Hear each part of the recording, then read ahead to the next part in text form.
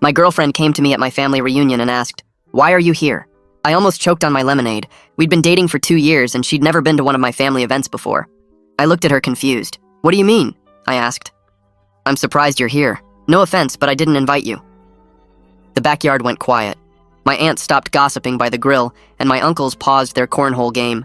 Everyone was staring at us with these strange smirks on their faces. Then I heard it, that obnoxious hyena laugh from across the yard. My 3 older cousins, Tony and Barry and Dan, were practically falling over themselves laughing by the garage. Tanya pulled out a folded invitation from her purse. It had the same gold trim and fancy lettering as mine, same address and time and everything. We compared them side by side, and they were identical, except hers was addressed to Tanya at her apartment. "Someone sent this to me last week," she said quietly. "It said I was specially invited to meet everyone." Those idiots by the garage were now taking pictures of us with their phones. My blood started boiling because I knew they were behind this somehow. They always were. These 3 had been making my life miserable since I was 8 years old. Every single family reunion was torture.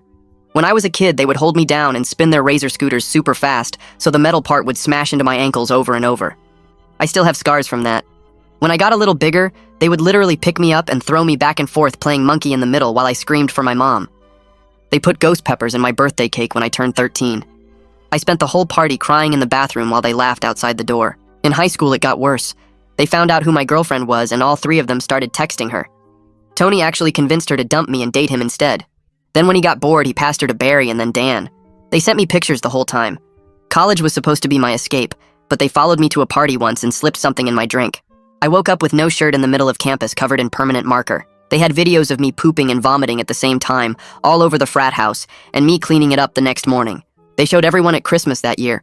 I tried calling the cops so many times, but their dads are all officers in town. My complaints always mysteriously disappeared.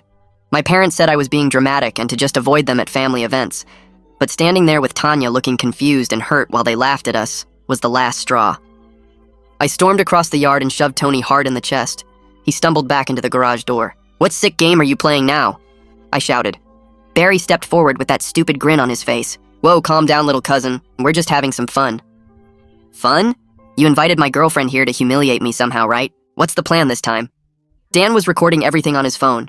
The whole family had gathered around us now. My mom was trying to pull me back, but I shook her off. "You really want to know?" Tony asked, wiping blood from his lip where he'd hit the garage. "Fine. But don't get mad at us. You're the one dating your own cousin." The words hit me like a truck. I turned to look at Tanya, who had gone completely pale. Tears were streaming down her face. "What?" she whispered. "That's not possible." "I'm not." "I would know if..." Barry pulled out his phone and showed us a bunch of old Facebook photos. There was a woman who looked exactly like Tanya, but older, standing with my uncle